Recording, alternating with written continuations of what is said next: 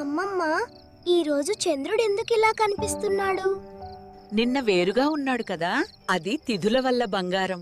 తిథులంటే ఏమిటమ్మమ్మ? తిథులంటే చంద్రుడు ప్రతిరోజు మారే దశలు. అంటే ప్రతిరోజుకి పేరుంటుందా? అవును. ప్రతిరోజుకి ఒక తిథి పేరుంటుంది. చంద్రుడు చిన్నగా పెద్దగా మారుతాడు, అందుకే తిథులుంటాయి. అంటే ఇది చంద్రుడి ప్రయాణమా? అవును బంగారం, అదే తిథుల రహస్యం. చందమామ రోజుకో కొత్త డ్రెస్ వేసుకుంటాడు. డ్రెస్లా? అవేంటమ్మమ్మ? ఆ డ్రెస్సులనే మనం తిథులంటాం. మొదటి మెట్టు పాడ్యమి, చిన్నగా కనిపిస్తాడు. తర్వాత విధియ, ఇంకా నవ్వుతాడు.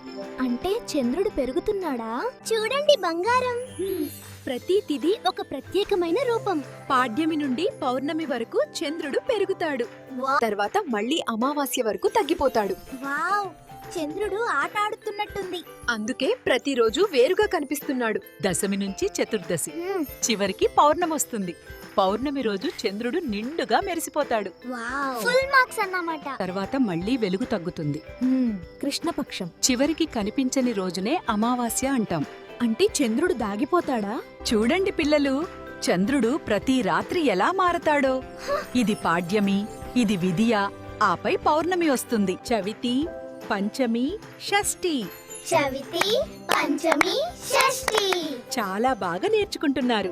మన పూజలు, పండుగలు అన్నీ తిథుల మీద ఆధారపడి ఉంటాయి.